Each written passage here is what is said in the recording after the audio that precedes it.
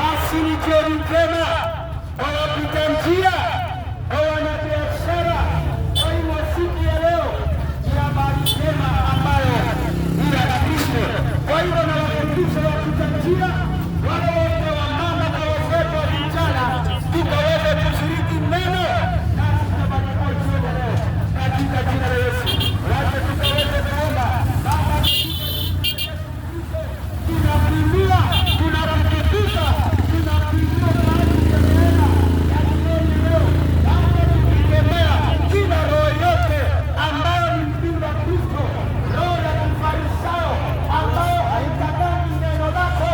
Yesu, tunaipinga nasi tunainua neno lako, neno la kweli, katika jina la Yesu. Pokea sifa na utukufu.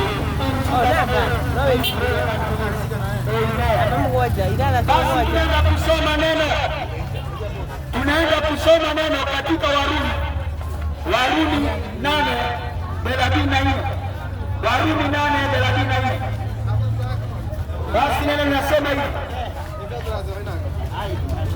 neno linasema 34, Romans 8:34 and 5.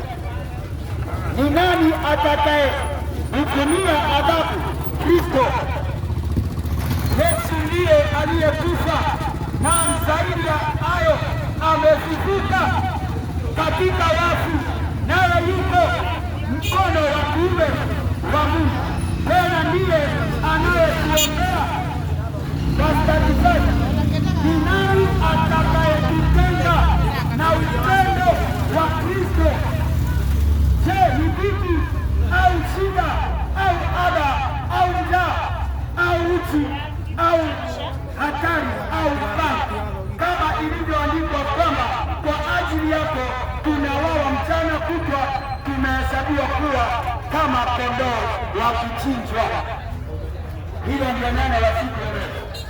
Basi wewe mpita njia, kuna neno ambalo liko katika Warumi 8:35 ya kwamba ni kitu gani kinaweza kututenga na upendo wa Kristo? Ni kitu gani kinaweza fanya ya kwamba tuitenge katika upendo wa Kristo? Hiyo ndio Paulo anauliza kanisa la Warumi, maana kanisa la Warumi lilikuwa ambalo sasa liko katika dini. Ndio maana Paulo anawauliza hii swali ya kwamba ni kitu gani kinaweza kututenga na upendo wa Kristo. Nami nimekuja kwa wamama, kwa wanabiashara, wale wote wanafika njiani. Ndio siku hiyo ukifika kwa mlango usisema hukumiwa, utahukumiwa kwa haki. Ni kwa sababu Yesu anasema hukumu yangu nitahukumu kwa haki. Kwa hivyo ndio maana hata mimi siku leo ninauliza wanatanzania, ni kitu gani kilikutenga na upendo wa Kristo? Wewe mwanabiashara, ni kitu gani kilikutenga na upendo wa Kristo? Ni shida ama ni njaa ama ni nini kilikutenga wewe kutanzania na upendo wa Kristo? Na Yesu alikupenda wewe baba, Yesu anakupenda wewe mchawi, Yesu anakupenda wewe mzee ambaye uko na hivyo ile, wewe mama ambaye uko na Adamu wa kale, bado Yesu anakupenda. Na ndio maana Yesu Paulo anauliza kanisa la Warumi, ni kitu gani ambacho kinaweza kukutenga na upendo wa Kristo?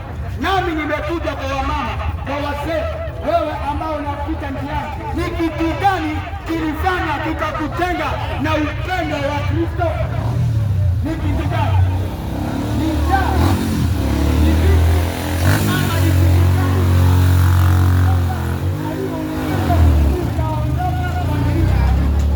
Basi kuna neno katika Warumi 8:35, ni nani ambaye atatutenga na upendo wa Mungu? Nami nimekuja kwa wanabiashara, kwa wapita njia, ninawauliza Yesu, ni kitu gani ambacho kinaweza kukutenga na upendo wa Mungu? Maana Mungu alikupenda mzee, Mungu bado anakupenda kijana, Mungu bado anakupenda mama, mzee, Mungu bado anakupenda. Lakini siku ya leo Ndio maana Paulo anauliza swali ya kwamba ni kitu gani kinaweza kujitenga na upendo wa Kristo. Ewe mzee, ewe mama, ewe mwanabiashara, kwa nini ulichoka katika upendo? Wewe kijana, kwa nini ulichoka kwa upendo wa Kristo ukajitenga kando? Ni kitu gani kinaweza kujitenga alafu ukaondoka katika upendo? Ni kitu gani ambacho kilikutenga? Ni nini hicho kilikutenga?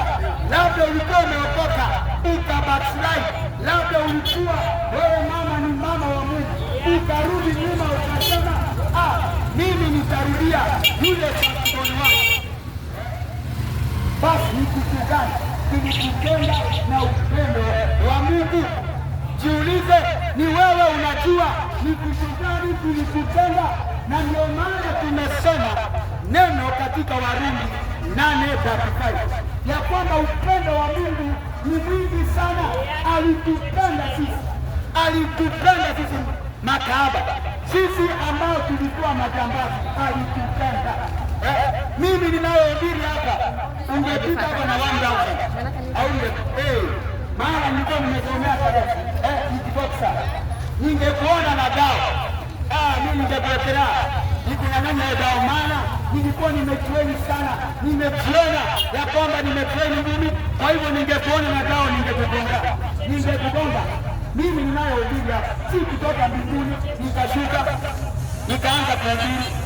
Hapana, ni kwa sababu nilikutana na zaidi ya mambili ambayo alinigonga moja tu. Hata mimi nilikuwa na rusha 5-6, lakini yeye alinigonga moja, na ndio maana nasimama kwa watu hapa nikiwauliza mimi kilikutenga na upendo wa Kristo. Maana Yesu alikupenda, lakini wewe ukakufa moyo, ukatoka, ukaacha kuvumilia upendo wa Kristo. Wewe mzee, wewe kijana, ukaingia kwa uchawi, ukaingia kuolewa kwa mwanaume. Ni kitu gani kilikufanya ukaweza kujitenga na upendo? Bado kuna upendo, bado Mungu anakupenda, bado Mungu anakupenda msichana, hata kama umeolewa na mama Njeri na wewe ni Njeri, bado Mungu anakupenda. Mzee, hata kama umeota maua, bado Mungu anakupenda, anakuvumilia mpaka ile wakati utafanya kauli. Ni kitu gani kilifanya ukajitenga na upendo wa Mungu? Ni kitu gani? Maana Yesu wetu anasema in 2 Peter chapter 3 verse 9 ya kwamba anawavumilia mpaka dakika ya mwisho. Anakuvumilia mzee, anakuvumilia mama, hata kama uliondoka kwa upendo wa Yesu Kristo, bado anakuvumilia. Hata kama dada umeoa dada mwenzako, anakuvumilia mpaka dakika ya mwisho ambayo unataka kukata roho. Anakuvumilia mzee, hata kama uko na ada moyo. Ni kitu gani kilikutenga na upendo wa Mungu? Ni kitu gani ambacho ukaachana na upendo wa Mungu ukaingia kwa chuki? Saa hii wewe upendi Mjaluo, saa hii wewe upendi Mluya. Basi ni kitu gani kilikutenga na upendo wa Mungu? Wewe ambaye unachukia Mjaluo, wewe ambaye haupendi Mkikuyu, ni kitu gani kilikufanya ukajitenga na upendo wa Mungu ukaingia kuchukia watu ovyo? Ukiamka tu ni kuchukia watu, wewe ni sheitani hapo ndani yake. Basi leo nimekuja na Mungu ambaye anakuvumilia wewe, ambao ulijitenga, wewe ambao unamkanga tu asubuhi unaanza tu kuchukia watu ovyo. Basi hiyo ni kujitenga. Ni kitu gani kilikutenga na upendo huu?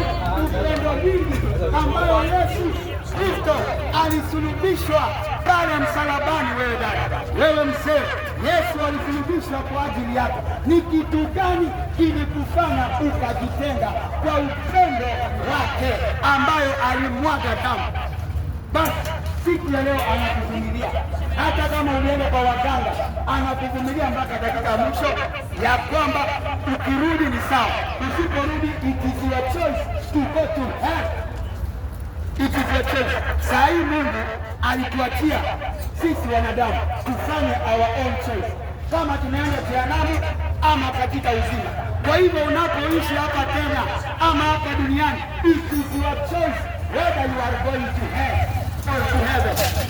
Ni kulingana na matendo yako.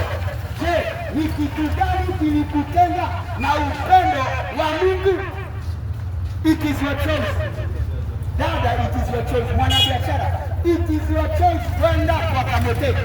It is your choice kufungua biashara na chumvi. It is your choice kununulia biashara mafuta. It is your choice kuroga mwenzako, maana ni wewe umeamua kujiita mchawi. Leo nimekuletea upendo. Ni kitu gani kilikufanya ukaondoka kwa upendo wa Mungu? Ukaweza kuondoka kwa upendo wa Mungu ambaye alisulubishwa pale msalabani akakutoa Misri. Imagine, Mungu alitoa Misri, lakini wewe umerudi Misri. Sasa unaoa mwanamke, unafanya sodomizi. Wewe umerudi Misri, ni jehanamu, unaenda peke yako, hakuna mwenye anakusukuma. Mungu alikutoa Misri kwa Sodoma, lakini sasa tunaona mzee hapo na 100 anasahau kuoa mwanamke, anaoa kijana. Wewe unarudi Misri na Misri ni jehanamu. Ni kitu gani kilikufanya uondoke kwa upendo wa Mungu? Dada zangu, ndugu zangu, je, ni vipi? Ni njaa? Ni nini kilikufanya? Jamani, bado Kristo anakupenda, bado Yesu anakuvumilia. Bado Yesu anakuvumilia mpaka dakika mwisho. Kwa hivyo anangoja your own choice, anangoja your own decision, anangoja wewe ufanya uamuzi. Ni uamuzi gani utafanya? Basi ndio mimi nimekuja kukuambia siku ya leo, ni kitu gani kilifanya ukaondoka kwa neno la Mungu na upendo wa Mungu. Mimi nimekuja barabara, labda wewe ni njaa ilikuondoka mwili, labda wewe ni dhiki, labda wewe ni shida za nyumba ndio ilikuondoka Mungu. Basi neno nasema mzuri in Romans 8:35, ni kitu gani kinaweza kukutenga na upendo wa Mungu? Ni wewe siku leo, ni kitu gani kilifanya ukaondoka kwa upendo wa Mungu? Bado Mungu anakupenda, bado Mungu anakupenda kijana. Anangoja your own decision, anangoja your decision. Decision yako ndio itakuokoa, decision yako ndio utaona uzima wa milele. Wapendwa, your own choice, choice yako ndio inakupeleka jehanamu, choice yako ndio inakupeleka katika uzima. Mungu alimalizana na mwanadamu aliposhuka na akazaliwa na mwanadamu. Basi Mungu alimalizana na mwanadamu, sasa anangoja mwanadamu amake her own choice. Kwa hivyo it is your own choice to go to hell or it is your own choice to go to hell. Waliosoma ambao wako na diploma, wale ambao wanapita barabarani mko na PhD, kumbuka hiyo siku PhD haitaongea. Hii vitu tunaongelea ni spirituality. Kwa hivyo kutakuwa na test ya PhD. Ukifikiria unaenda heaven, kumbe unaenda hell. Kutakuwa na PhD test. Kwa hivyo